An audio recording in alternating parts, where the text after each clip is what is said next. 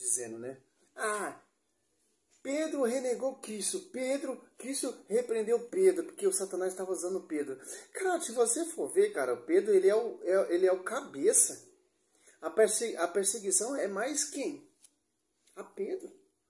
Tanto se você for catar o Evangelho de São Marcos, São Lucas, você vai ver o destaque de Pedro, de acordo com o destaque de Moisés. Sim, Pedro renegou Cristo, sim, porque Pedro não tinha o Espírito Santo, como dizia Atos Apóstolos ali, 4, 8. Atos Apóstolos 2 desceu o Paráclito, a igreja se tornou pública. E tinha pessoas de várias nações ali que entendiam com sua própria língua materna. Para quê? Para não ter essa divisão. Mas vamos até onde vai esse pastor? A mesma visão do Rodrigo Silva, do Augusto Nicodemos, essas igrejas vindo de homens. Nossas vidas. A nossa fé e a nossa esperança em um homem falho, que negou Jesus, que naquele mesmo instante foi inspirado pelo diabo. Ah, mas isso foi antes de Pentecoste. Depois, lá em Gálatas, Paulo repreende Pedro, face a face, porque ele havia se tornado repreensível. Por quê? Porque eles estavam negando a verdade do Evangelho. E aí, algo interessante, porque se fosse para alguém ser o Papa dos gentios, seria Paulo. Primeiro, porque ele escreveu quase todo o Novo Testamento. Segundo, que ele que repreende Pedro. Terceiro, quando eles se reúnem, Pedro e Paulo acabam dividindo. Não todo. O Evangelho de São Marcos, o Evangelho de São Lucas, que era discípulo do apóstolo Paulo, o Evangelho de São Lucas, e o Evangelho de São Marcos era discípulo de Pedro. Não foi o apóstolo Paulo que escreveu quase tudo, não, meus queridos. Viu como esse cara, a pregação fajuta desses pastores?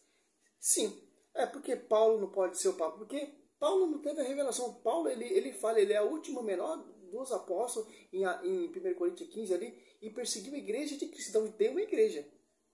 O apóstolo Paulo perseguia quem? Os apóstolos 9 ali. Por que Cristo aparece a ele? Por que? Saulo, por que tu me persegue? Se ele estava perseguindo os cristãos. Agora você vê qual é a verdadeira igreja. Se Pedro fosse tão falho assim, Cristo não tinha confiado a ele a chave de ligar e desligar. Então, se você for tirar esse mérito de Pedro, então você pode jogar a Bíblia fora. Porque o Novo Testamento todinho ali passou por jurisdição dele. Por quê? Porque ele é o Papa, porque ele é o pastor. Que pastoreia, que apacenta. Tanto que o apóstolo Paulo, quando ele se converteu, ele teve que ir lá em Jerusalém ser reconhecido a graça por o bispo universal. O bispo de Jerusalém, Tiago, e o bispo universal é Pedro.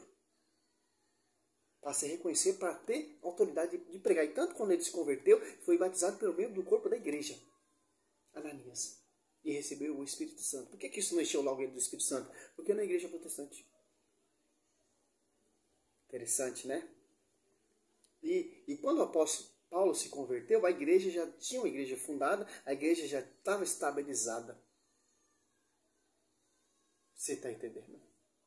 Então, não tem como. O apóstolo Paulo, nem um dos 11 apóstolos poderia ser o pastor, porque a revelação só foi a quem? Mateus 16. A Pedro. Estavam os 11 ali. Só um teve a revelação. A pessoa, se os 12 tivessem essa revelação, ia ser igual ao que você vê hoje aí. A igreja protestante ela é fundada com uma revelação de homens. O Intimaceto teve uma revelação, o Agenoduque teve uma revelação, a Adventista Sétimo Dia teve uma revelação, o Testemunho de Jeová teve uma revelação, a Triangular teve uma revelação. O apóstolo Paulo fala em Gálatas ali, não há dois evangelhos, é um só evangelho. Se alguém pregar outro evangelho que nós pregamos diferente, ou nós ou algum anjo, seja inválido. Simples, só você ler a Patrística, Eusébio de Cesareia. Se você for negar esse pastoreio de Pedro, você está negando todo o ensinamento e fundamento e a igreja que Cristo fundou. Que Cristo enviou quem? Deus enviou Cristo, Mateus, ou Lucas 19, ou 10, 19, 16. Cristo enviou quem? Os apóstolos. Cristo ele é a igreja é sua esposa. Cristo vai para a glória e deixa a sua esposa para para Pedro pastorear, para os apóstolos edificar a sua igreja, que é a sua esposa. Por isso que a salvação está na igreja. Tanto que lá em Mateus fala, as portas do inferno jamais prevalecerão contra ela. Então, pregação sempre é a cabeça. Se a gente for fugir desse fundamento dos apóstolos e negar o pastoreio de Pedro, você está negando todos os fundamentos do apóstolo, dos apóstolos, né?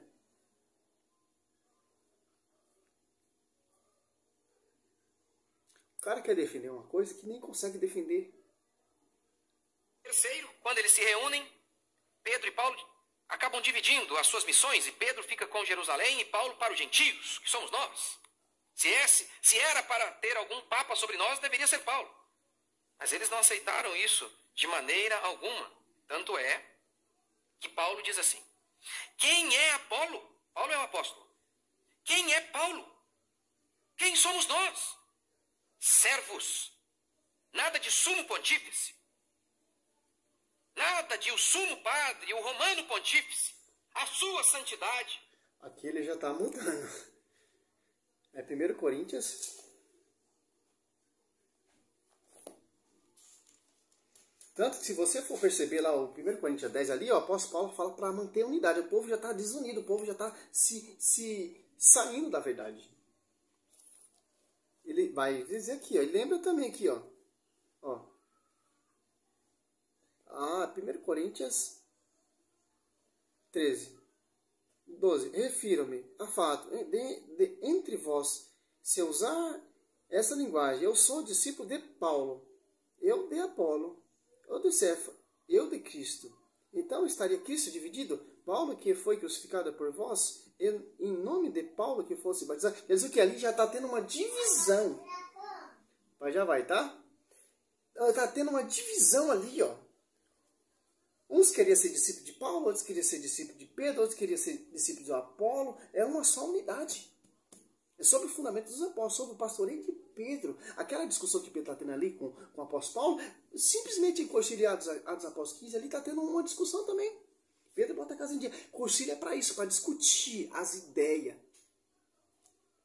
Jamais Pedro passou por cima do apóstolo Paulo e o apóstolo Paulo jamais passou por cima de Pedro. Interessante, né? Aqui, ó. Simples. Entre cita a revolta de Coré ali, 1 Coríntios 11 ali, ó. Que está acontecendo divisão.